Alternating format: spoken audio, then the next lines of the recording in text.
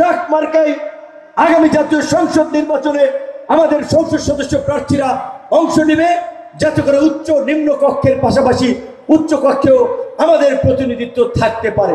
তবে এই দিনাজপুর তথা বাংলাদেশের মানুষের অবিসংবাদিত নেত্রী বেগম খালেদা জিয়ার সম্ভবত এই আসন থেকে নির্বাচন করবে।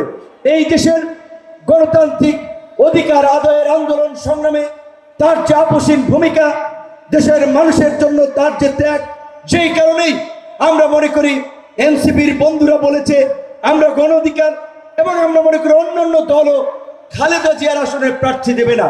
এটা জাতীয় নেতৃত্বের প্রতি সম্মান দেখিয়ে, শ্রদ্ধা দেখিয়ে জামাতের আমির ইসলামী আন্দোলনের পীর সাহেব বলেন, জাতীয় নেতৃবৃন্দ যারা এই গণ অভ্যুত্থান পরবর্তী রাষ্ট্র সংস্কার আলাপ আলোচনার নেতৃত্ব দিচ্ছেন এবং আগামীর বাংলাদেশ বিনির্মাণে ভূমিকা রাখবেন, আমরা মনে করি সেই সমস্ত জাতীয় নেতৃবৃন্দের এলাকায় রাজনৈতিক দলসমূহ প্রার্থী না দিয়ে একটা নতুন উদাহরণ এবং দৃষ্টান্ত বাংলাদেশে তৈরি করতে পারে।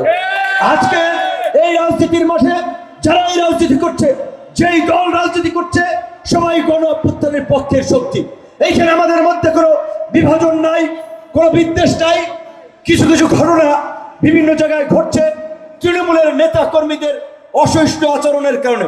সেটা যেই দলের হোক না কেন, রাজনৈতিক দলের শীর্ষ নেতৃবৃন্দের প্রতি আমাদের অনুরোধ থাকবে, এই গণ অভ্যুত্থানে যেভাবে আমরা ঐক্যবদ্ধভাবে লড়াই করে আমরা বিজয় ছিনিয়ে এনেছি, আমরা আজকে নতুন বাংলাদেশে দেশের মানুষকে উপহার দিয়েছি।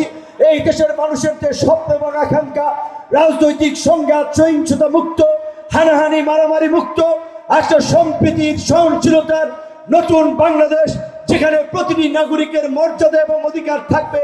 এই দিনাজপুরের সন্তান হয়ে, এই দিনাজপুরের কন্যা হয়ে বেগম খালেদা জিয়াও একটি সাধারণ পরিবারে জন্মগ্রহণ করে আপনার তার স্বামী রাষ্ট্রপ্রধান জিয়াউর রহমান যখন এই আতাতায়ীর গুলিতে নিহত হয়েছেন। কি বুঝলেন ভাই? অনলি যেটাই চাই। দুর্বৃত্তদের হাতে নিহত হয়েছেন, ওই গৃহবধূ থেকে তিনি দেখেছেন ওই স্বৈরাচার এরশাদ বিরোধী আন্দোলনে কিভাবে রাজপথ কাঁপিয়েছেন, কিভাবে জনতার সাথে রাজপথে নেমে নেতৃত্ব দিয়েছেন, যার ফলে 90-এর স্বৈরাচার বিরোধী আন্দোলন পরবর্তী সময়ে আমরা বাংলাদেশে প্রথম নারী প্রধানমন্ত্রী পেয়েছিলাম। কাজেই এই দিনাজপুরের নারীদেরকে আমরা বলবো, আপনারা আগামীতেও বাংলাদেশের নারী সমাজের পথ দেখাবেন।